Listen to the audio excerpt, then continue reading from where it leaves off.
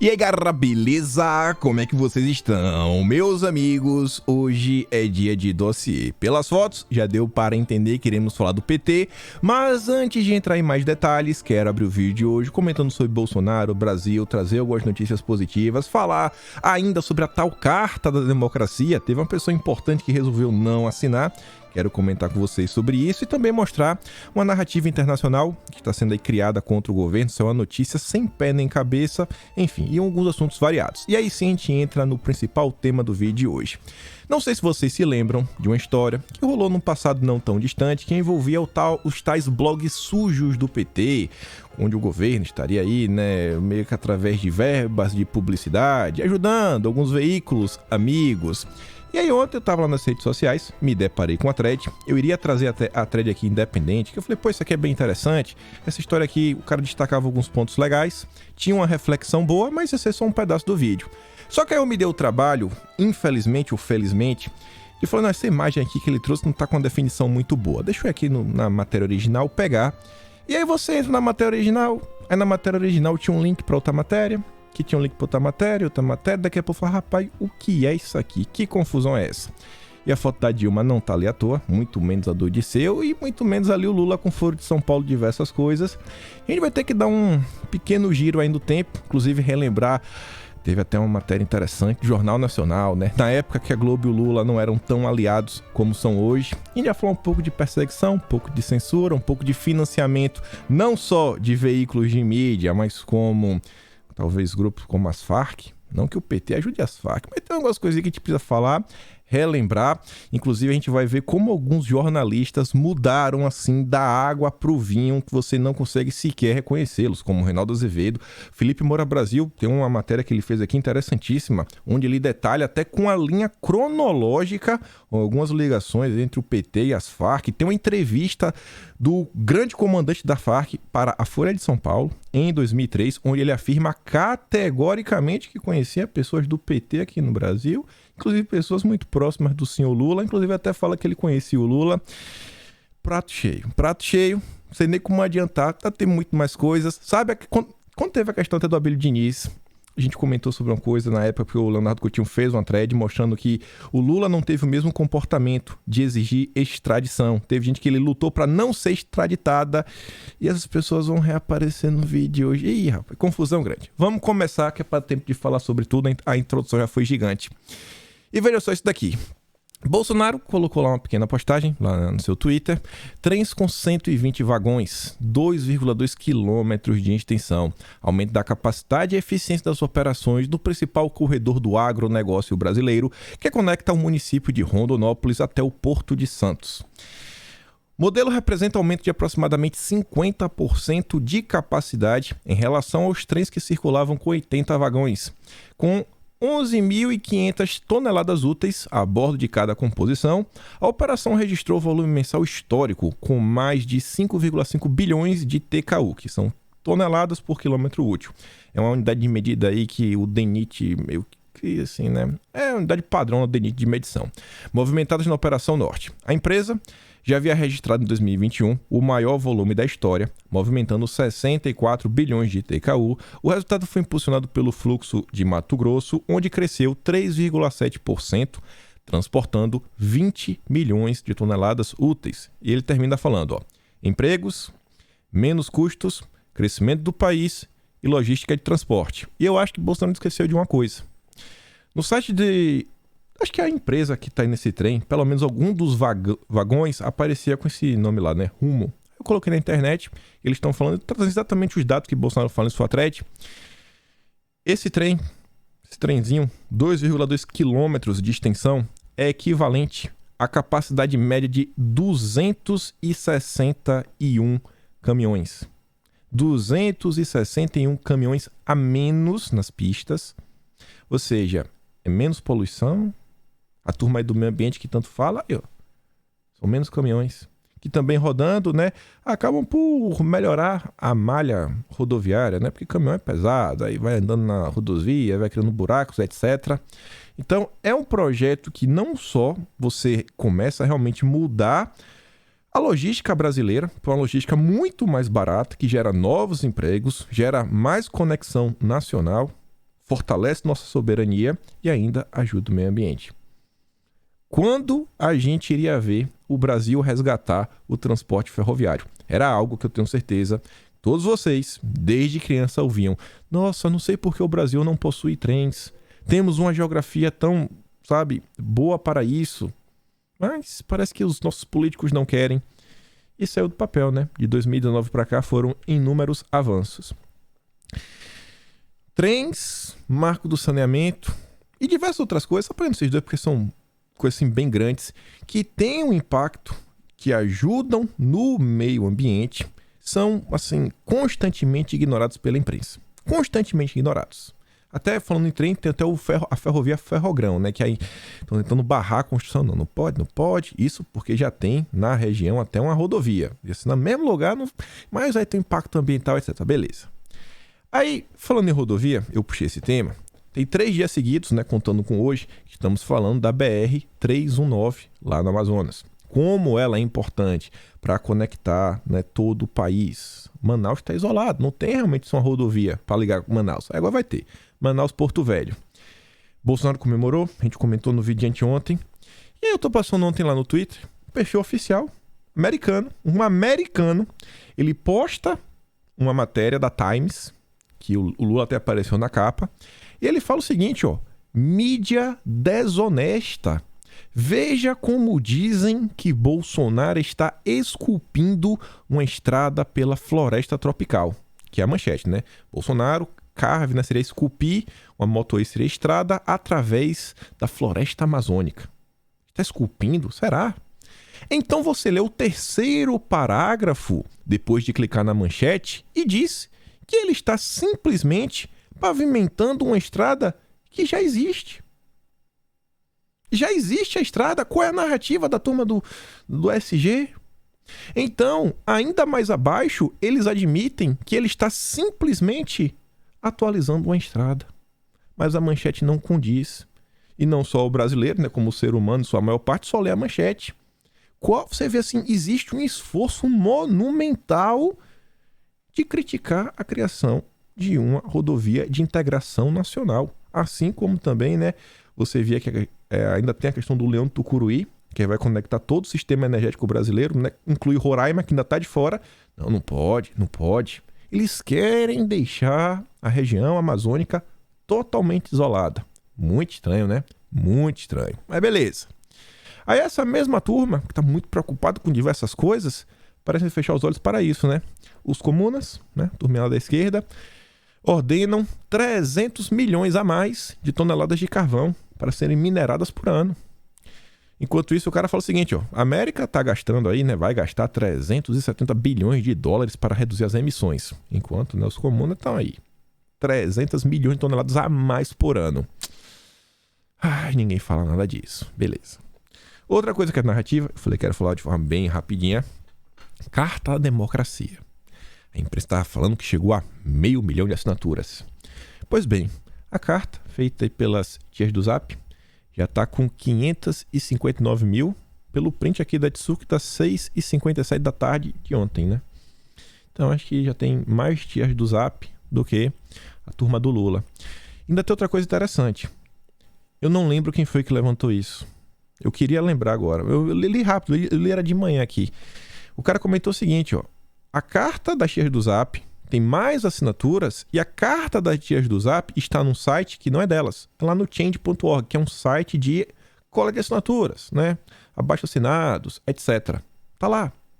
Já as assinaturas da turma da esquerda é um site deles. Vocês têm que confiar no número.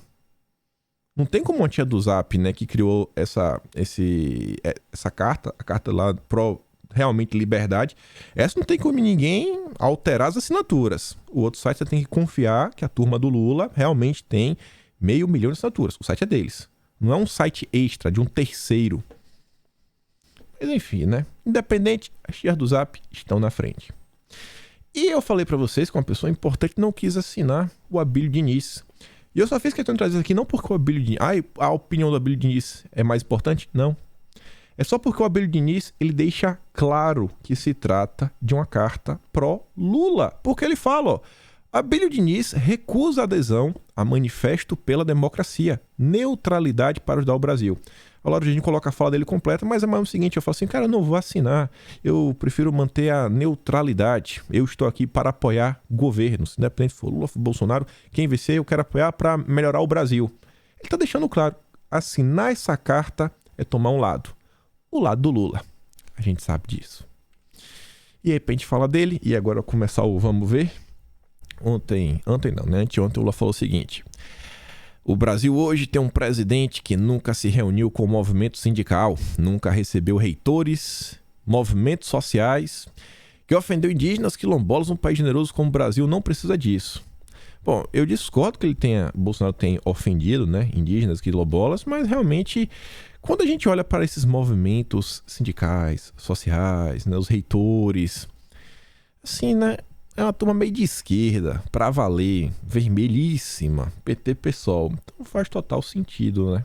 Seria muito estranho se Bolsonaro se alinhasse com essa galera. E eu acho que a maior parte deles, inclusive, não tem apoio da população. Tanto que se os sindicatos tivessem apoio, o Lula não estaria aí tentando rever a reforma trabalhista e rever a posição dos sindicatos para tentar buscar novas formas de financiamento. Que se o sindicato realmente representasse os trabalhadores, as pessoas continuariam contribuindo, né, para os sindicatos permanecerem abertos. E não fez o que aconteceu. E o PT está desesperado. Não precisa nem ler o resto, né? O William fez um comentário, mas vamos continuar. Aqui tem muita coisa pra gente falar, muito texto, e tem tempo para falar sobre tudo. Não foi essa aqui a thread ainda, mas o Leandro Ruschel, no dia de ontem, também fez um comentário que veio muito a calhar com quem a gente vai falar. Ele fala o seguinte: em 2016, o PT se reuniu para avaliar os motivos do impeachment de Dilma, o qual eles chamam de golpe. Tal resolução deixa muito claro o caminho autoritário que eles buscarão caso voltem ao poder. Lembre disso quando eles vêm com o papinho de defender a democracia. Aqui tá pequeno, obviamente, vou botar também o maior print ler juntos. Aqui é o print que o Leandro Ruschel trouxe.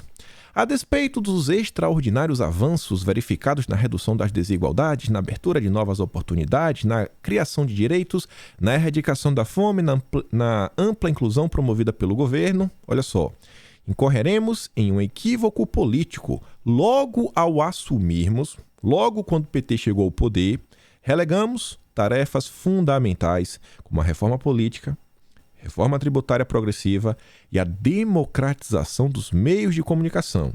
Relegado, deixaram de lado.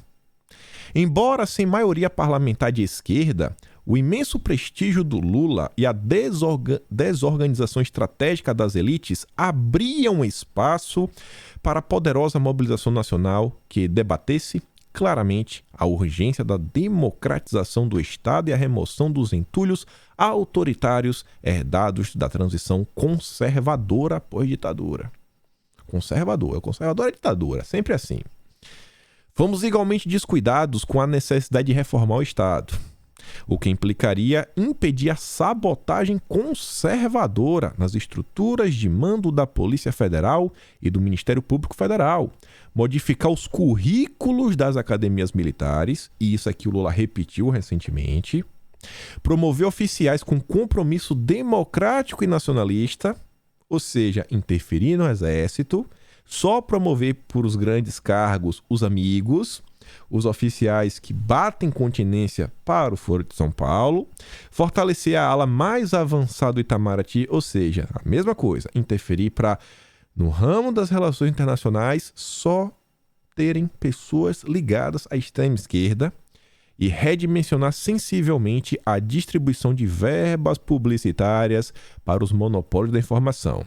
E essa questão aqui de verba tem tudo a ver que a gente vai acabar falando em 5 minutos. O Leandro Ruschel traz outro pedaço que ele fala o seguinte, ó. Qual é o modelo de país? Eles deixam claro no documento, é isso que o PT quer para o Brasil, mesmo que leve mais tempo para alcançar o objetivo. Esse é o norte. Parece que alguns bocós da direita esqueceram isso.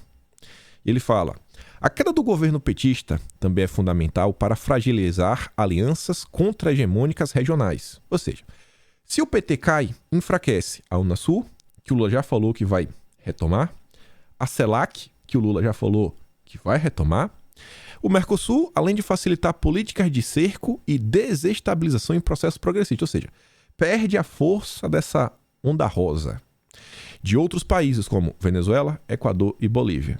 Por que será, né? Será que o PT ajudava esses países de esquerda, na época governado pela esquerda? Na verdade, na Venezuela, Bolívia e Equador hoje estão sob domínio da esquerda. Caso consolidado, este retrocesso político influirá sobre a evolução do BRICS, cujo potencial econômico e financeiro coloca em xeque a velha engenharia mundial das potências capitalistas. E para não restar dúvidas, o Leandro Rusch até deixou o link, né? A resolução está no próprio site do partido, para quem quiser conferir, deixou o link, peguei lá só aqui o título, né? O Diretório Nacional do Partido dos Trabalhadores reuniu no dia 17 de maio de 2016, em Brasília, aprova a seguinte resolução política. Aí tá lá. Quem quiser lá completo. É um documento de 10 páginas. Mas não foi isso aqui que começa a nossa thread. A thread mesmo começa aqui. Tô lá no Twitter e aí me deparei aqui com o perfil do clã. Ele tá falando o seguinte, né? Os isentões acreditam que mesmo com Lula no poder, poderão continuar levantando dinheiro com mídia de direita. Tolos. Não temos que minha mídia de direita, eu sou isentão, nada vai acontecer comigo. O PT não ficou mais de 15 anos no poder, reinando sobre poderoso silêncio à toa. Acham que os inimigos do petismo só surgiram em 2013? Vou contar uma história. Durante os anos do PT, muita gente falava sobre como o esquerdismo era um grande problema. De Olavo de Carvalho a Reinaldo Azevedo. Contudo, os microfones e canetas eram silenciados, seja pela política, seja até pelo judiciário. Mas uma das primeiras a quebrar esse silêncio foi a revista Veja. A Veja, que era tida aí com um veículo de direita, que fazia várias denúncias no passado aí contra o PT. Um time que já foi formado por nomes como Andreasa, que hoje não está aí no bloco isentão, Silvio Navarro não, cadê a direita ainda? Tá até na Rede TV atualmente, não sei como ele consegue, né? Todo dia lá com a amiga dele, meu Deus, ela é um sofrimento. Esse daqui, Felipe Moura Brasil, por não conseguir o cargo no governo, tá aí um cara que mudou, viu? E sob o comando Augusto Nunes, esse também é um cara que continua na direita. Começou a bater forte no PT e nos escândalos. Eu sei que hoje alguns mudaram, mas na época, ele colocou aqui algumas capas, a coisa era diferente. A Veja foi uma das principais mídias batendo no PT, da eleição com Aécio até o impeachment da Dilma. A Veja atacou sem parar os petistas a ponto de virar tese sobre ter sido ou não um dos agentes da derrubada da ex-presidente. Tá lá, né? Thales Heliopoulos Júnior, Veja versus Dilma. Como a revista Veja influenciou a opinião pública no impeachment de Dilma Rousseff. Opinião de direita, muito complicada. E aí começa a ficar meio estranho. Dinheirinhos. A editora Abril, que tem a Veja no seu cardápio, desde o começo do governo Dilma, sempre foi retaliada na distribuição das verbas da SECOM. Batalha Dilma versus Veja era pública. Aí ele coloca um vídeo, eu não vou dar play aqui no vídeo, vocês acham aqui na plataforma. Em propaganda eleitoral, Dilma ataca a Veja. E ele tem um gráfico, publicidade do governo federal na internet. E aí você vê, sei lá, um blog ali, que é um blog de esquerda, com a carta maior, que a gente vai falar dele, tá ali na frente da Veja, a Veja ali, né, Grupo Abril, é pequenininho. Verba de publicidade, 0,61%. Estranho, né? Muito estranho. Você vê o Opera Mundi, que é um veículo relativamente bem menor mesmo, tem 0,60%, né? Tá ali embaixo. Muito estranho. Parecia que a Veja era meio chateada com a Veja. Mas beleza. Aí que agora o caldo começa a entornar. Para revidar, Dilma investiu em mídia petista.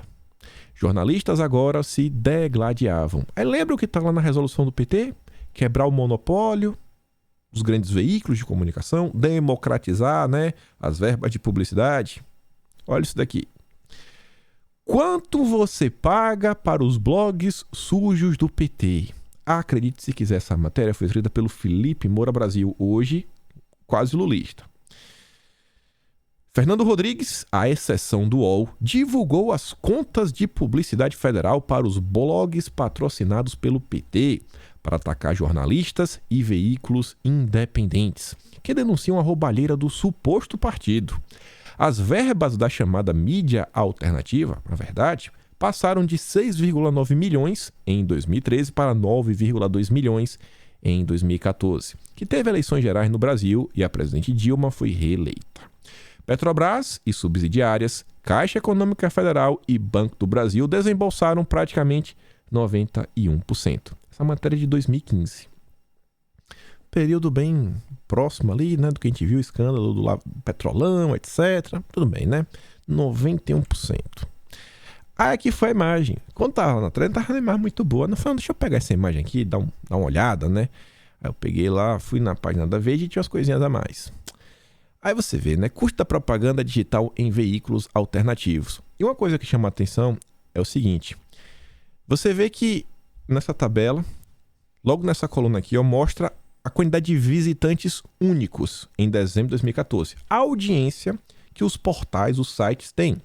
Você vê que o maior dos portais da esquerda, Brasil 247, tinha menos de 1 milhão.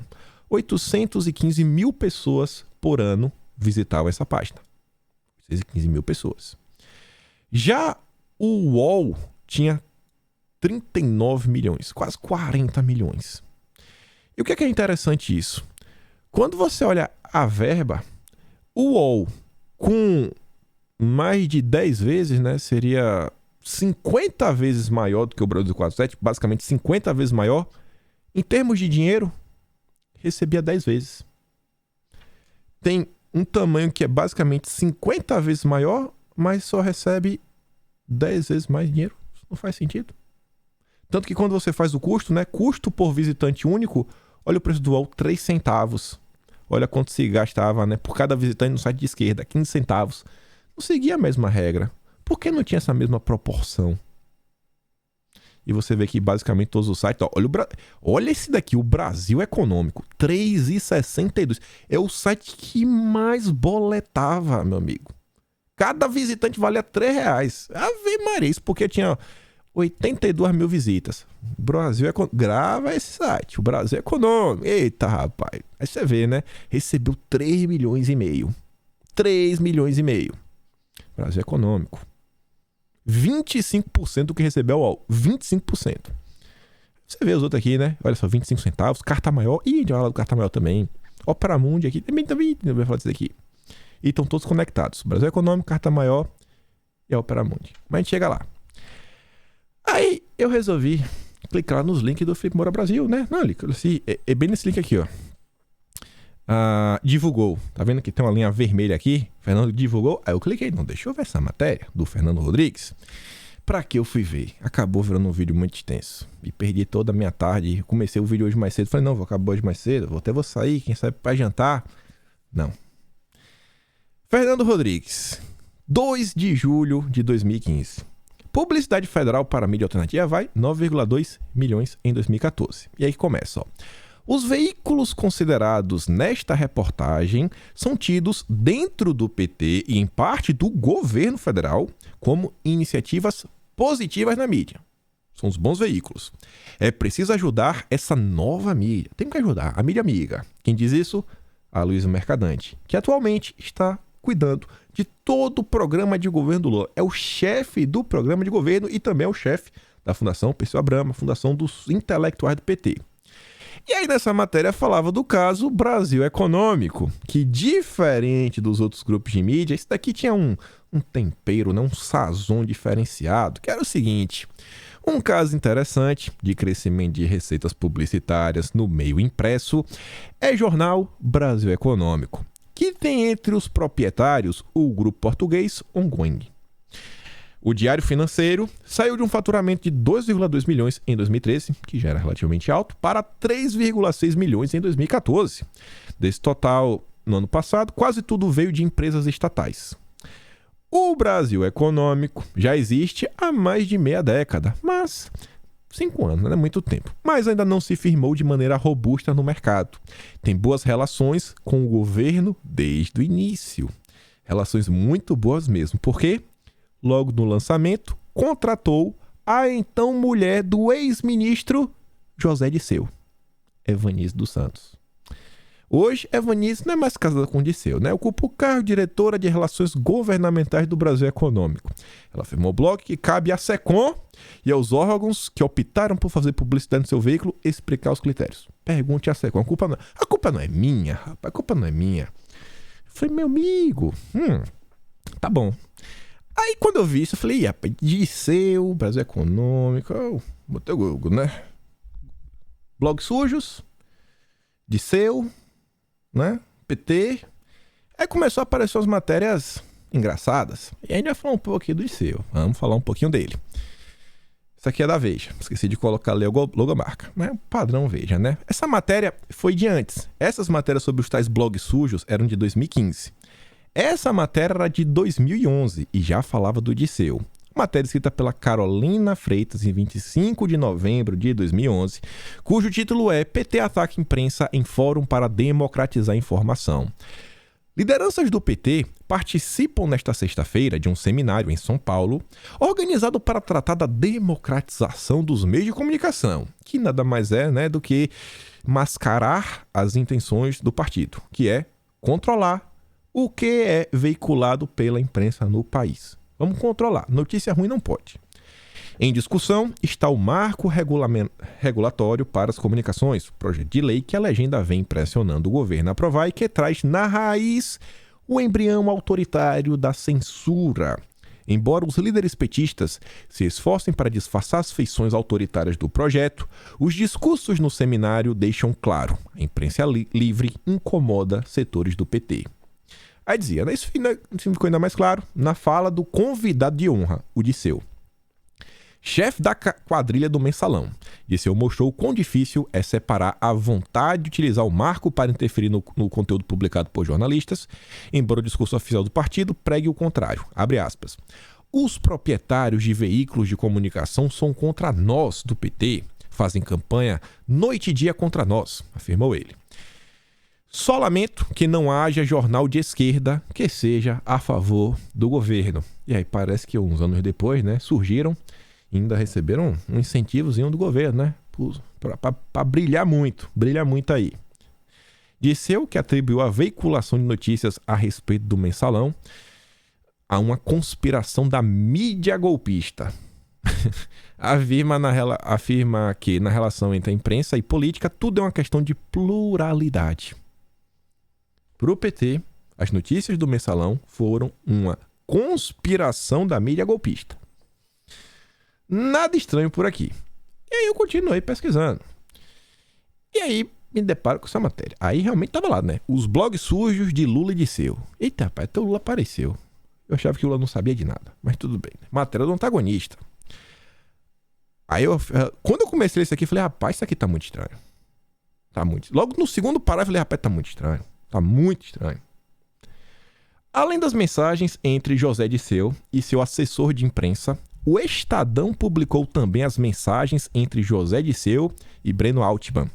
Breno Altman é jornalista dos sites Brasil 247 e Opera Mundi.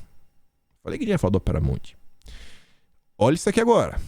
Ele se meteu nos pagamentos do PT a Ronan Maria Pinto. Vocês lembram quem foi Ronan Maria Pinto? No caso do Celso Daniel. Se não lembra, a gente já fala. Numa das mensagens, ele se meteu igualmente nos pagamentos da Engevix ao Brasil 247 através do Alberto Youssef. Só gente boa. Numa das mensagens, a Disseu, Breno Altman diz: falei com Rui. Propus que tocássemos o rebu. Ele acha que devemos reagir com perfil baixo, inacreditável. A estratégia de Breno Altman era a mesma de Disseu. Atribuiu ao PSDB e aos manifestantes de 16 de agosto a culpa pela explosão no Instituto Lula. Foi o que eles fizeram. Breno publicou um artigo sobre o assunto no site Carta Maior. Não falei que a gente falou Carta Maior, rapaz? Replicado pelo blog de José Disseu. Enquanto isso, outros artigos eram difundidos na internet, como o do secretário nacional da Juventude do PT e o de Chico Vigilante, ambos citados no relatório da Polícia Federal. E o que foi que aconteceu na época? O Felipe Moura Brasil escreveu uma matéria um pouco maior, mais detalhada. Inclusive temos aqui as imagens do relatório da Polícia Federal, não resta dúvidas. Mensagens sobre Bomba no Instituto Lula escancaram tradição do PT. Culpar adversários e vitimizar-se. A explosão de uma bomba caseira na porta do Instituto Lula em 30 de julho de 2015 rendeu 2 posts nesse blog no dia 31 daquele mês. Aí ele coloca as matérias. As mensagens de WhatsApp que estão rolando aí na época, 2016, 25 de janeiro de 2016, foram trocadas entre o mensaleiro José Disseu e 2 personagens de funções semelhantes em esferas diferentes. Seu assessor de imprensa, Ednilson Machado, conhecido como Edi, e o jornalista Breno Altman, dos blogs petistas Brasil 247 e Ópera Mundi. Altman foi citado pelo doleiro Alberto Youssef como um dos envolvidos na compra do silêncio do empresário Ronan Maria Pinto, que ameaçou implicar Lula, Gilberto Carvalho e o próprio Disseu no assassinato do Celso Daniel. Seu nome também está envolvido nos pagamentos da Engevix ao Brasil 247 por meio do ICEF. Nem vou entrar mais nesse caso, né? Celso Daniel já falou muito no passado. Aí tá lá. Em outra janela, uma mensagem de Disseu escancara um dos principais métodos da propaganda petista. Mas deveria ser usado isso para vitimização. Disseu copia a resposta de Altman para seu assessor e determina: fale lá que tem que ir pra cima. Edi informa: já mandei mensagem para o Okamoto. Lamentável, perfil baixo a essa altura. O assessor acrescenta em alusão ao protesto contra o governo Dilma, marcado para dia 16. Era hora de politizar e creditar a inflamação pública que o PSDB passou a fazer para o dia 16. Ou seja, mesmo sabendo dos caras com pinta de black blocs, eles escolheram mentir, culpando o PSDB e os organizadores do protesto. Breno Altman publicou no site Carta Maior um texto sobre o tema, depois reproduzido pelo blog do Disseu, outros artigos também foram espalhados. Tá. Então tá meio confuso na minha cabeça. Em resumo, bem rápido. Teve lá, né, uma explosão lá no Instituto Lula, e a turma tava querendo falar o seguinte, ó, vamos botar a culpa na turma do PSDB. A gente sabe que não foi o PSDB, mas vamos colocar a culpa neles e vamos nos vitimizar. E aí eles estavam meio chateados porque o cara falou, não, vamos com perfil baixo. O perfil baixo, assim, em alguns momentos da história, meio que é uma estratégia, não foi o que aconteceu, né? Mas às vezes pode ter acontecido, já aconteceu em outros momentos, né? Pessoas já se referiram a perfil baixo como o uso de contas com poucos seguidores, né, para criar narrativa. Aí você vai lá, você retweet, vai lá e a narrativa começa a crescer e você não sabe de onde veio. Você manda um drone, vai lá, o ataque dos drones. Seria mais ou menos isso. E aí, isso meio que não rolou, né? Talvez sim, talvez não. Mas o que tá falando aí na matéria foi que o Breno Altman soltou um artigo, né, no site, ó, que é o que aconteceu. O Disseu compartilhou e outros artigos também foram compartilhados pelos blogs petistas. Ou seja, uma narrativa que eles sabiam que era falsa, que foi amplamente divulgada por toda a turma, né? Sei lá. Se isso aí fosse num futuro não tão distante, seria chamado de gabinete do ódio. Mas não, isso aqui, como é o PT, não é gabinete do ódio. Isso aqui foi um erro. Foi um erro, viu? Foi um erro. Nada estranho aqui, nada estranho. E aqui só as mensagens, né? Tá aqui, ó. Ministério da Justiça, Departamento de Polícia Federal, Superintendência Regional do Paraná, Delegacia Regional de Combate ao Crime Organizado, Núcleo de Análise GT/Lava Jato/DR/COB/SR/DPF/PR. E tá ali as mensagens com a data, com a hora, de Edi para Disseu, de José Disseu para Edi, tá todo mundo aí. E estão batendo esse papo. E ainda tem, depois, outro pedaço aqui do relatório, falando, ó, já no dia 1º de agosto, os interlocutores encaminharam algumas notícias referente à explosão, sendo uma publicada por Jefferson Lima, secretário nacional da Juventude do PT, outra por Chico Vigilante, seu site. Aí tá lá, ó, no mesmo dia, Disseu determina que Patrícia chame o artigo de Jefferson Lima e o artigo de Breno Altman, supostamente significando que ela deveria reproduzir. Eita, pai, emplacar a narrativa, né? Mas não é gabinete do ódio, não. Não é. Não, isso aqui não, viu? Pelo amor de Deus. Respeito o PT. Respeito o PT, que o PT tem uma história.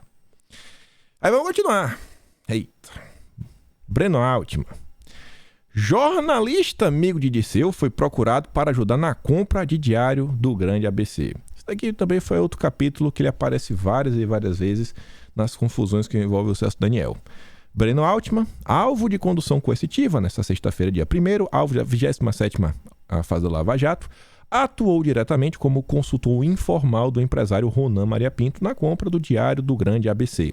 Amigo do ex-ministro Disseu e um dos principais pensadores do PT, seu nome foi citado inicialmente pelo Alberto Youssef, um dos nomes envolvidos, na suposta operação de repasse de 6 milhões em 2004 para o empresário de Santo André, para que quadros importantes da cúpula do PT, entre eles o próprio Disseu, não fossem envolvidos publicamente na questão aí do Celso Daniel.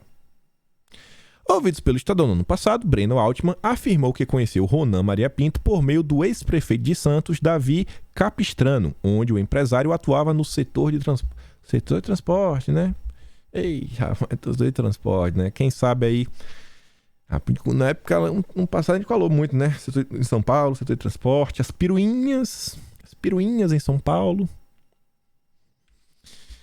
E aí, olha só que interessante. Tá falando Breno Altman, Disseu, todo mundo aí. Ainda na primeira busca do Google, Disseu, blog sujos. Aí eu acho que eu coloquei Breno Altman. Apareceu uma matéria muito antes das histórias dos blogs sujos, muito antes de Lava Jato, muito antes de tudo. É uma matéria do Estadão, de 1º de agosto de 2008. E que com essas outras informações a coisa fica muito maior, né? E isso é uma coisa que eu acho muito interessante. É você rever a história com mais informações. É você falar, rapaz, olha essa figura. Essa figura é interessante, essa figura que apareceu agora. Essa matéria, eu trouxe ela fora de ordem. Que é para trazer as pessoas que a gente tá falando, que a gente acabou de falar, né? Porque eu vou trazer novas pessoas. A gente vai dar tchau pro Breno Altman aqui. Mas é o seguinte, ó. Revista traz suposto contato das Farc com PT e governo.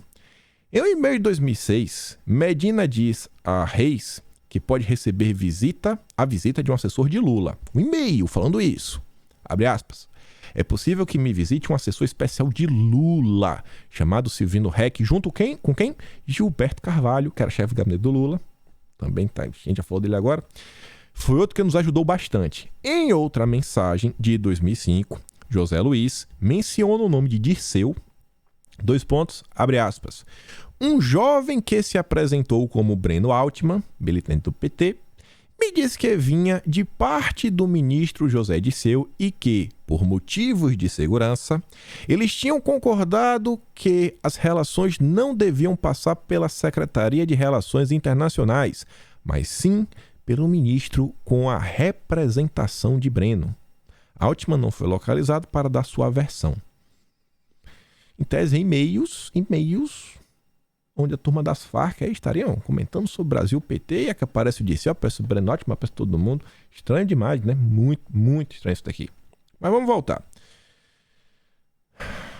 Esse daqui não é o primeiro parágrafo. Esse aqui tá no meio. A matéria tá vindo, na verdade, do fim pro começo. Vocês vão entender o porquê. Aí no meio da matéria fala o seguinte também, ó. Segundo a publicação, os documentos mostram vínculos das Farc com 5 ministros, um procurador-geral, um assessor especial da presidência, um vice-ministro, 5 deputados, um vereador e um juiz. 7, no caso. Em entrevista publicada pelo esse Estadão, né, no domingo, o ministro da Defesa colombiano, Juan Manuel Santos, já havia revelado que, no calor da visita de Lula à Colômbia, nos dias 19 e 20, foram entregues ao governo brasileiro informações sobre as Farc no Brasil. Abre aspas. Há uma série de informações de conexões das Farc que entregamos ao governo brasileiro para que ele possa reagir como considerar mais apropriado, disse o Santos. Na segunda-feira, o assessor especial da presidência para assuntos internacionais, Marco Aurélio Garcia, negou que qualquer relatório sobre as Farc tivesse sido repassado pelo Lula. Não, jamais. Esse Marco Aurélio Garcia, ele é um capítulo à parte na esquerda latino-americana, não é do PT, é da esquerda latino-americana. Se vocês querem pensar na internet, quando é de coisa, vocês vão achar. O cabelo de você vai ficar branco. Marco Aurélio Garcia. Pode até colocar Marco Aurélio Top Garcia. Vocês vão entender o porquê. Ele admitiu que, antes dela, algumas informações foram trocadas, mas todas irrelevantes. A câmbio, porém, não só reafirmou a existência do dossiê brasileiro, como publicou detalhes sobre ele ontem. Aí fala o seguinte, né? A câmbio é a revista. E aqui é o início da matéria. A revista colombiana Câmbio divulgou ontem documentos que teriam sido entregues pelo presidente colombiano, o Álvaro Uribe, ao seu colega brasileiro, o Lula. e supostamente provariam os contatos de integrantes do PT com as Farc. Os documentos seriam transcrições de 85 e-mails do computador do líder guerrilheiro, o Raul Reis, que perdeu a vida aí, né, no confronto. E esses 85 e-mails foram trocados entre 99 e fevereiro de 2008, com o líder da guerrilha, Manuel Marulanda, o chefe militar Mono Jojoy e Olivério Medina. E agora você entender porque eu tirei a matéria de ordem. Porque a gente vai falar do Olivério Medina um pouquinho, né? Que seria o representante das Farc no Brasil e dois homens identificados como Hermes e José Luiz. Olivério Medina. Quem é esse cidadão? Quando teve a questão do Abílio Diniz, e tava todo mundo comentando, né? Foi um absurdo aquele cara, a gente fez um dossiê sobre o assunto. No dia depois que eu fiz o primeiro vídeo, o Leonardo Coutinho, ele fez uma thread destacando uma coisa que foi bem interessante. Ele mostrava como o Lula, ele tinha agido de forma diferente perante uma mesma situação. Na hora dos meninos que sequestraram o Abílio Diniz, ele lutou para serem extraditados. Já em outro caso, ele lutou para o cara não ser extraditado. E quem era o cara?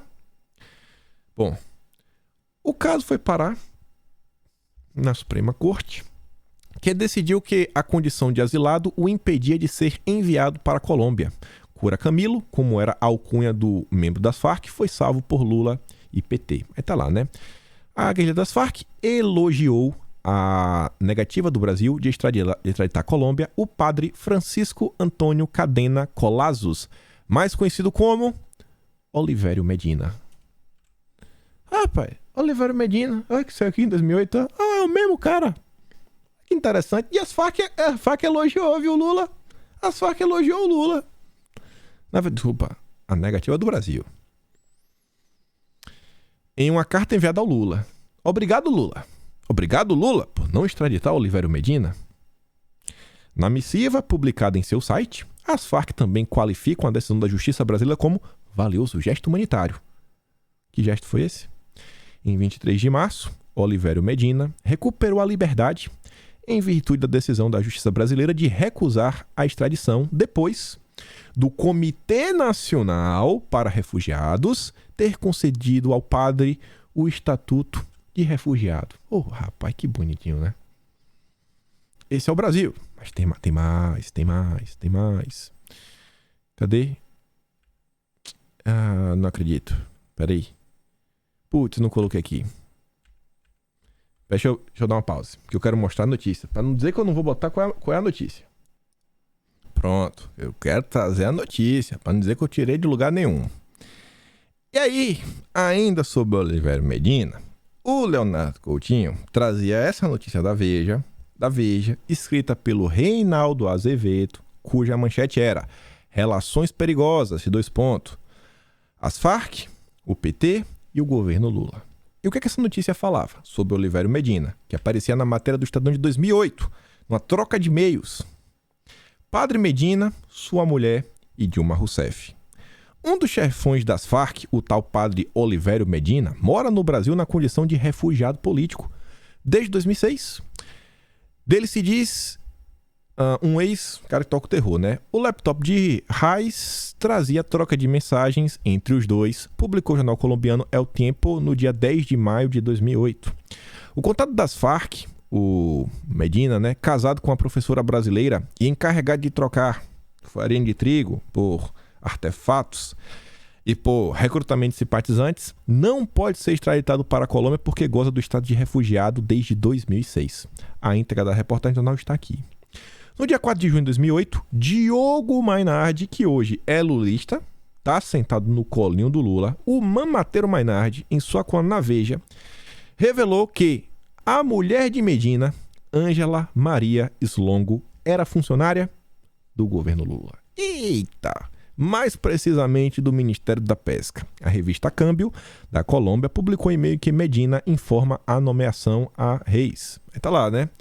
Seção funcional. Professora Ângela Maria Slongo, funcionária do governo do estado, foi cedida ao governo federal a pedido da Dilma. conforme mostra o documento de 23 de novembro de 2006. Hoje ela ocupa um cargo na Secretaria Especial de Aquicultura e Pesca. E o Lula já avisou, se for eleito, vai recriar o Ministério da Pesca. Isso aí, Lula, jogue duro. Aí a matéria ainda falava o seguinte, nos arquivos da ABIN, né, tava lá uns documentos, etc., e é um desses documentos, né, em apenas uma folha e dividido em 3 parágrafos, esse documento informa que no dia 13 de abril de 2002, um grupo de esquerdistas, solidário com as Farc, promoveu uma reunião político-festiva numa chácara nos arredores de Brasília. Na reunião, que teve a presença de cerca de 30 pessoas, durou mais de 6 horas e acabou com um animado forró do padre Olivério Medina, que atuou como espécie de embaixador das Farc no Brasil, e ele fez um anúncio pecuniário. Disse aos presentes que sua organização guerrilheira estava fazendo doação de 5 milhões para a campanha dos candidatos petistas. Vamos doar aqui 5 milhões. 5 milhões. Todo mundo feliz, né? A Veja teve acesso a 6 documentos da pasta que trata das relações entre as Farc e petistas, que são simpatizantes ao movimento. Dos 6 documentos, 3 fazem menção explícita à doação de 5 milhões de dólares. Falar várias coisas, né? Em outro documento, aparece a informação de que o acerto financeiro fora celebrado entre membros do PT e das Farc durante uma reunião realizada numa fazenda no Pantanal Mato Grossense. Tem uma reunião. E a matéria terminada falando o seguinte, ó. A Veja, o vereador Leopoldo Paulino, que foi guerrilheiro da ALN e hoje é filiado ao PSB, o partido do Alckmin, na época essa matéria, ele negou que tenha participado de qualquer reunião na chácara Coração Vermelho. Não teve nada. Porém, outro que esteve presente, o bancário Antônio Carlos Viana, um aguerrido militante comunista, ele confirmou à Veja que a reunião foi feita, que o assunto era o apoio às Farc, mas disse que ninguém falou em dólar. Não teve dinheiro, só teve a reuniãozinha, né? Teve sim, a gente falou apoio às Farc, mas não tinha dinheiro. Aqui temos 3 pequenas matérias. Lula sugere às Farc criar partido para chegar ao poder. Cria um partido? Pô, seria muito mais fácil que criasse um partido político para disputar as eleições, se querem chegar ao poder. Se um continente como o nosso, um índio e um metalúrgico podem chegar à presidência, por que alguém das Farc disputando eleições não pode? Por que será, né? Por que será? Mas enfim. Aí passaram-se os anos, isso foi em 2009. Em 2017, o antagonista fala, o partido Farc, defendido por Lula. Sim, a Farc criou um partido. Lula não via problema em que narcoterroristas da Farc criassem um partido e chegassem ao governo. Neste fim de semana, o grupo deu mais um passo no projeto endossado pelo petista. Ele também falava do avanço das Farc na Venezuela enquanto partido político. E, passado mais um ano, em 2018, Farc se solidariza com Lula. Confira a nota do partido Força Alternativa Revolucionária del Común da Colômbia. Lula, perseguido político, rapaz. Foi preso. Oh, meu Deus, como é que pode? Coitado do Lula. E olha só que interessante. Será que o Lula e as Farc realmente se conheciam ou não? O tal Reis, que encontraram aí em 2008, né? Em 2008 que foram publicados e-mails, só em 2008 os 85 e-mails. Muito antes disso, em 24 de agosto de 2003, ninguém sabia que era o Reis, rapaz, na fila do pão. Em 2003, ele concedeu uma entrevista para a Folha de São Paulo. As Farc têm todo o tempo do mundo. Leia a seguinte entrevista concedida à Folha de São Paulo pelo comandante das Farc, Raul Reis, em algum ponto da Amazônia colombiana. Ninguém nem sabe onde era. Ele perguntava o seguinte: vocês têm buscado contato com o governo Lula? Estamos tentando estabelecer. Ou restabelecer. Restabelecer? Você já tinha no passado? Restabelecer as mesmas relações que tínhamos antes, quando ele era apenas o candidato à presidência. Se eu conhecer o Lula, sim. Não me recordo exatamente que ano. Foi em São Salvador, em um dos fóruns de São Paulo. E teve a conversa? Sim. Ficamos encarregados de presidir o encontro. Desde então nos encontramos em locais diferentes e mantivemos contato até recentemente. Quando ele se tornou presidente, não podíamos mais falar com ele, né? Meio perigoso. Qual foi a última vez que você falou com o Lula? Uns 3 aninhos. Anos 2000. Fora do governo, quais são os contatos da Farc no Brasil? Aí ele falava, bom, as Farc têm contato não apenas no Brasil, com distintas forças políticas e governos, partidos e movimentos sociais. na época do FHC, tínhamos uma delegação no Brasil.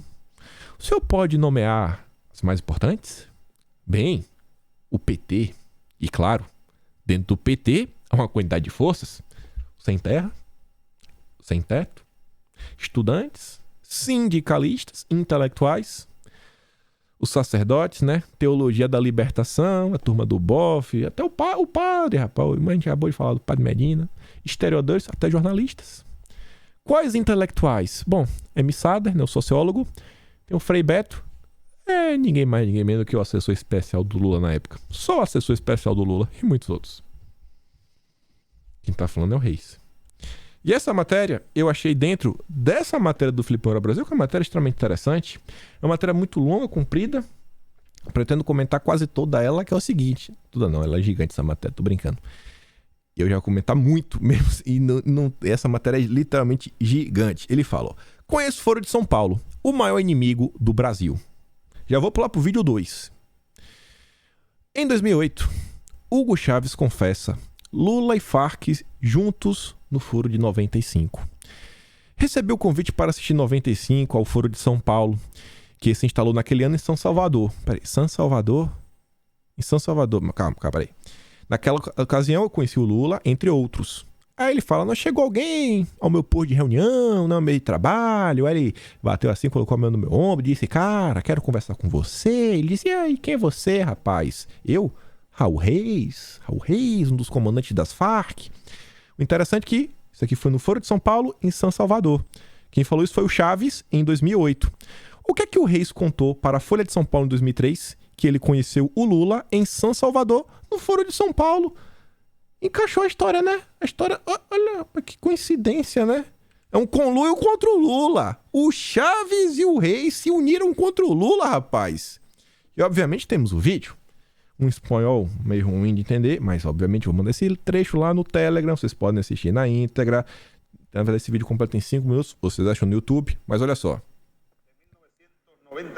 95, al Foro de São Paulo, Foro de São Paulo, que se instaló aquel año en San Salvador. São Salvador. La invitación me la hizo un buen amigo, comandante revolucionario, fallecido hace poco. Comandante revolucionário falecido. Em 2008, o Reis já tinha falecido. Andal. Y allá fui a parar a San Salvador. Foi lá para São Salvador. Y una de las personas a las que conocí fue... Um dos que conduziu. En aquella ocasión yo conocía a Lula, entre otros. Lula. Y me llegó... A mi puesto ahí en la reunión. Chegou no meu posto ali na reunião. A una mesa de trabajo. Na mesa de trabalho. Conversando. Y recuerdo que me puso la mano por aquí. Colocou a mão por aqui. La mano. Hombre, quiero que hablemos. Quero falar-lhes. Quem é? Yo le dije, ¿quién eres tú? Quem eres tu? Raúl Reyes. Raúl Reis. Uno de los comandantes. Comandante. De las Fuerzas Armadas Revolucionárias de Colômbia. La Farc. Nos reunimos. Eita, Lele. É disso que eu gosto. É disso que eu gosto. O vídeo completo tá lá no Telegram. Mas vamos continuar. A história tá boa. Aí o Felipe Moura Brasil. Essa matéria ela tem uns 10 tópicos. Literalmente uns 10 itens. Esse daqui acho que é um dos últimos. Acho que não tem que correr muito tempo depois. E esse daqui já é gigante. Esse aqui é só um dos 10. Um dos 10. Ele faz uma pequena sequência de fatos sobre PT, Farc e Foro de São Paulo. Vamos bem rápido. Abril de 2001. Fernandinho Beiramar abriu a boca e falou que, confessa, que compra farinha de trigo das Farc. 7 de dezembro de 2001. Foro de São Paulo, coordenação, né? Sob a presidência do Lula, lança um manifesto de apoio incondicional às Farc, que classifica como... Foro de São Paulo classificou o Estado colombiano, as ações militares do governo colombiano como ações que tocam terror. Olha a inversão de valores. Errado é a polícia. Errado é a polícia colombiana. Certo é as Farc. São os democratas. 17 de outubro de 2002. O PT, através do assessor para assuntos internacionais de campanha do Lula, Giancarlo Suma, afirma em nota oficial que o partido nada tem a ver com as Farc e que o Foro de São Paulo é apenas um foro de debates, não tem nenhuma estrutura de coordenação de política. Tem nada. É golpe. 1º de março de 2003. O governo petista estende oficialmente seu mando de proteção sobre as Farc, recusando a classificá-la como organização que toca o terror. Não. Discordo do Álvaro Uribe. 24 de agosto de 2003. Raul Reis informa que o principal contato é o PT. É a matéria da Folha de São Paulo. e também, né, Frei Beto e a missada. 15 de março de 2005, estoura o escândalo dos 5 milhões de dólares das Farc, que um agente dessa organização, o falso padre Oliveira Medina, afirma ter trazido um cacauzinho aí, né, para a campanha petista. 2 de julho de 2005, discussando no 15º aniversário do Foro de São Paulo, o Lula entra em contradição com a nota de 17 de outubro de 2002, porque o Lula, em discurso, confessa que o Foro é uma entidade secreta construída para que pudéssemos conversar sem que parecesse e sem que as pessoas entendessem qualquer interferência política, que essa entidade interferiu ativamente no plebiscito venezuelano e que ali, em segredo, ele próprio tomou decisões de governo junto com Chávez, Fidel Castro e outros líderes esquerdistas, sendo a ciência disto ao parlamento ou opinião pública. 9 de abril de 2006, chefe da delegacia entorpecente do Rio, Vitor Santos, diz que 18 traficantes do Comando Vermelho vão periodicamente à fronteira do Brasil com a Colômbia, né, comprar farinha de trigo com as Farc. 12 de maio de 2006, PCC em São Paulo, lança vários ataques, etc. 27 de dezembro, Comando Vermelho fez similar no Rio de Janeiro. 18 de julho de 2006, a justiça brasileira, né, sob pressão de um vasto movimento político orquestrado pelo PT, não consideram asilo, eles não deixaram extraditar porque o Conselho Nacional lá de deu o asilo político pro cara. Falou que o cara era refugiado. Então, enfim, o Oliveira Medina não foi extraditado. 16 de maio de 2007, o juiz Odilon de Oliveira, de Ponta Porã, divulga provas de que Farc atuou no território nacional treinando bandidos do PCC e do Comando Vermelho em técnicas de guerrilha urbana. 16 de maio de... Não, aqui tá repetido. 12 de fevereiro de 2007, Farc faz os maiores elogios ao PT por ter salvo da extinção o movimento comunista latino-americano por meio da fundação do Foro de São Paulo.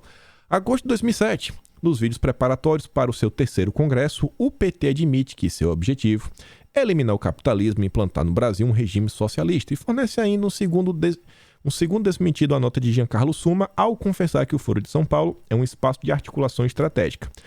19 de setembro de 2007, Lula oferece o território brasileiro como sede para o encontro entre Hugo Chávez e os comandantes das Farc. Muito estranho, né? Porque o Hugo Chávez é da Venezuela e a Farc é Colômbia. Não entendi. A existência de uma ligação profunda, constante e solidária entre o PT e as Farc é um fato tão bem comprovado que quem quer que insista em negá-la só pode ser parte interessada na manutenção do segredo. Ou então, um mentecapto incurável. Quem escreveu isso daqui foi o Felipe Moura Brasil. Só estou lendo o que ele escreveu. Nada além disso. Não é a minha opinião. O PT nunca errou. Meu Deus, são santos, anjos. Merecem ser louvados todos os dias. O Lula, meu Deus, é a alma mais honesta do Brasil, rapaz. Mais honesta do Brasil. E aí, falando de encontros, né, entre as Farc, olha que pérola, rapaz, do Jornal Nacional. O presidente Lula aproveitou o encontro com o presidente colombiano para formalizar a proposta do Brasil de sediar uma reunião entre a ONU e as Farc, as Forças Armadas Revolucionárias da Colômbia, uma guerrilha de esquerda que aterroriza os colombianos desde a década de 60. De acordo com o assessor internacional da Presidência da República, Marco Aurélio Garcia, o Brasil quer ser um campo neutro e não mediador. Segundo ele, o que está sendo acertado é que a ONU escolhe a data e o Brasil indica o local.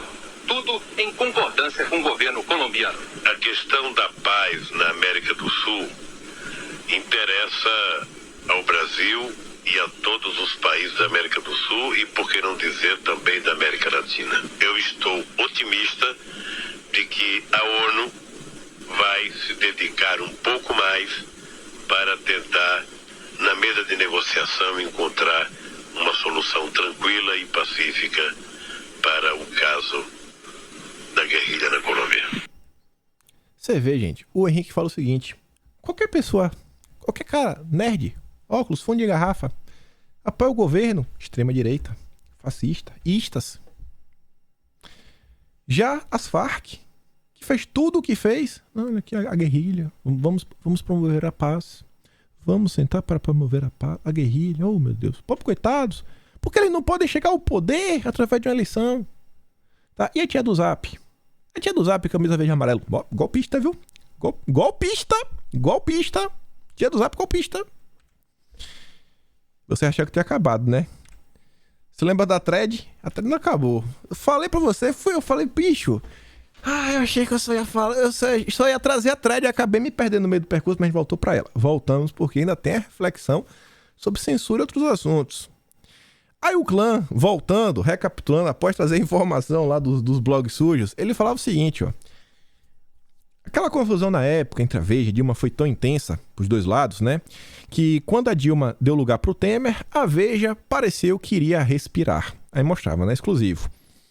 Liberais viciados em dinheiro público. Publicidade federal na Veja cresce 490%. Que é Abril, né? Revista Veja. Foi um dos que mais cresceu. Só não cresceu mais do que a Isto É e a TV Capital da Record. Então, no governo Temer tentou dar uma mudada na parada, né?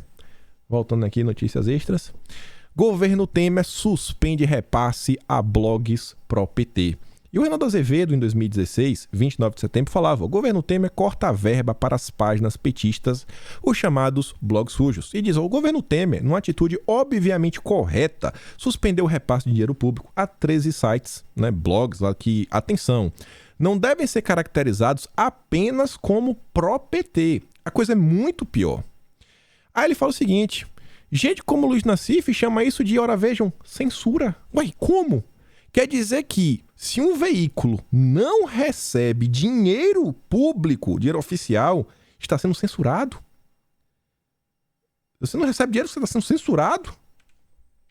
Censura uma ova. O problema dessas páginas, isso ficou claro no documento que vazou da SECOM, ainda no primeiro governo Dilma, é que não eram usadas apenas para, vá lá, defender os pontos de vista do PT e do governo. No mais das vezes, serviam e servem também à difamação daqueles que o partido considera inimigos. Hoje quem faz isso é a imprensa mainstream, né? Todo mundo que não apoia Lula é vagabundo. E isso não exclui ninguém, políticos, juízes, jornalistas, empresários, enfim. O PT define o alvo, o governo dá o cacau e a turma dispara. Essa gente toda tem a opinião que quiser, eu tenho. Ocorre que ninguém me paga antes para atacar os petistas, quando eles eram poder, nem me paga agora para fazer o mesmo quando sou oposição, ou então para defender o governo Temer. Já você, se você apoia o governo Bolsonaro, você recebe dinheiro. Você é vagabundo, você é bandido, você é golpista, você é antidemocrata. Olha como as coisas mudaram, né? Há muitos anos este blog denuncia essa prática, eis a verdade traduzida em números. Ademais, a máquina petista, incluindo sindicatos, centrais, ONGs, prefeituras e governo de estado, é gigantesca. E falando da máquina petista, a censura como ela é. Ministro Thomas Traumann pressionou o SBT para calar Raquel Sherazade. Reunião foi em Brasília com o companheiro Marcelo Parada. Cadê o escândalo da imprensa? Tá lá, né? Há 2 semanas, diretor de jornalismo do SBT, Marcelo Parada, se reuniu em Brasília com o ministro da SECOM, Thomas Traumann. Na ocasião, o Traumann manifestou desconforto com os comentários da Sherazade. O ministro controla as verbas do governo federal, que investe cerca de 150 milhões de reais em publicidade no SBT. E o Traumann, ex-porta-voz da Dilma, ele substituiu Helena Chagas na SECOM. A avaliação é que ele tem um perfil mais agressivo, realmente estou vendo, mais afinado com o ex-ministro Franklin Martins, que é o da regulação da mídia, amigo do Lula, que é coordenador de comunicação da campanha de Dilma e é conselheiro do Instituto Lula. E o Thomas Traumann é um capítulo à parte. Foi porta-voz da Dilma, assessor do Palocci e fala dele, irmão, tá escrevendo no Globo, contratado pelo Globo para falar de eleições, análises políticas mais parciais impossíveis. A Globo é Lula, olha aí, olha ele. Novidade começa amanhã como colunista do jornal o Globo para debater pesquisas eleitorais e política na plataforma Pulso. Ele começaria no dia 4, né? Um dia depois. Tá vendo como são as coisas, gente? O mundo no giro, ele capota. Capota, a gente tem que lembrar um pouco do passado. Voltando para trás do Clã. Eita, acho, o vídeo tá ficando longo, mas vai estar para acabar. Contudo, não foi bem assim. Vários assédios judiciais, dívidas fiscais e bancárias não perdoadas, ações trabalhistas, endividamento levaram a Veja ao chão. Pode-se dizer que terminou o empate. Dilma caiu e a Veja faliu. Tá lá, né? Grupo Abril é vendido por 100 mil reais. E, gente, 100 mil reais realmente foi um deboche, né? É muito pouco. A Veja faliu. Se foi por falta disso, não foi, não sei, mas realmente teve uma época que entrou na briga lá com a Dilma. Hoje a Veja realmente sentou no colo do Lula. No governo Bolsonaro, sem publicidade, a Veja parece sonhar com outros tempos, tempos do PT. Ele levanta a bola sobre os isentões. Tem gente que ainda quer continuar sendo isentão. Ele fala, Lula sabe que precisa silenciar toda a mídia de direita que nasceu com o PT fora do poder. Recentemente, a Márcia Tiburi escreveu no Brasil 247, no dia 22 de julho. Agora, o que deverá substituir o bolsonarismo a partir do ano que vem? Precisamos de uma hegemonia do conhecimento que possa combater a hegemonia da ignorância e da brutalidade que vemos hoje. Querem acabar. Vai ser a hegemonia da esquerda. Acabou o bolsonarismo. Regular a mídia, combater o ódio. Não precisa nem explicar, né? Lula volta a defender a regulamentação dos meios de comunicação. Gabinete do ódio bolsonarista age para manter influência digital.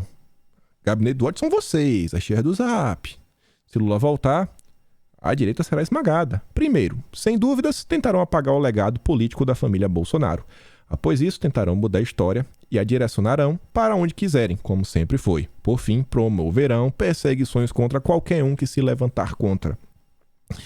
O isentão portolice ao mau-caratismo insiste em querer se descolar do Bozo sem perder o público do Bozo. Mas o pior não é isso. Eles insistem em equivaler o candidato declaradamente censurador Lula com o único candidato que defende abertamente todas as liberdades. Não tem ninguém que defenda mais a liberdade que Bolsonaro. E diz, né? Quem achar que não será devorado, né? Só porque não é bolsonarista, meu amigo, você vai se dar mal também. Eu quero encerrar o vídeo com isso daqui, escuta só. Eu estou dizendo que é preciso garantir a liberdade democrática de opinião sem fake news, sem agressões à nossa Constituição e sem agressões à nossa democracia. Liberdade de expressão sem fake news, não é isso? Sem fake news. Quem é que vai dizer o que é fake news? A senhora, os ministros supremos? Ela é petista. Eu penso que é possível desenvolver e tem sido desenvolvido, inclusive aqui nessa bancada mesmo. A criação de fatos através de robôs, de divulgação de falso. Quem vai dizer o que é verdade, falsas professora? Interpretações da realidade. Professora, quem vai dizer o que é verdade? A senhora e os ministros do STF, é isso? Eu acho que tem que ser o Supremo Tribunal Federal. Então a senhora seria a favor de mandar prender um militante petista que esteve aqui nessa bancada dizendo que a facada do Bolsonaro não aconteceu? A senhora seria favorável a prender essa pessoa? Não. Ah, não? Mas isso não é fake news? Não sei. Ah, a senhora também acha que a facada do Bolsonaro não aconteceu? Quem falou que é fake news? Ué, eu estou falando e boa parte dos brasileiros estão falando. E aí está a questão. E uma boa parte fala que não. Mas a senhora duvida da facada, professora? Eu duvido da facada. Ou seja, se eu fosse acho que teve fake news. Se eu fosse ministro do STF, olha só, se eu fosse ministro do STF e estivesse medindo com a mesma régua da senhora, eu, como tenho certeza que houve a facada e que a senhora está mentindo ao divulgar isso, ou está divulgando a fake news, sabe o que eu ia fazer se eu estivesse medindo com a mesma régua da senhora? Eu iria mandar prender você. É isso que eu tô querendo evitar, professora. Assim que a esquerda pensa. Esse é um ótimo retrato da esquerda. E com isso a gente encerra mais um episódio. Se gosta do meu trabalho, pode estar membro do canal. Tem um Patreon aqui embaixo, Plutônio, valeu, etc. Mas o mais importante é, vai lá no Telegram, pega os vídeos, dá uma olhada, vê o vídeo da professora de novo, vê lá o Hugo Chaves, etc. E compartilha esse vídeo. Principalmente para teu amigo, né, que não acompanha nada de política, está completamente perdido, não sabe o que está acontecendo, e só trouxemos aqui matérias da grande imprensa que todo isentão gosta. Fico por aqui, aquele grande beijo e abraço, tamo junto, valeu meus amigos, fui!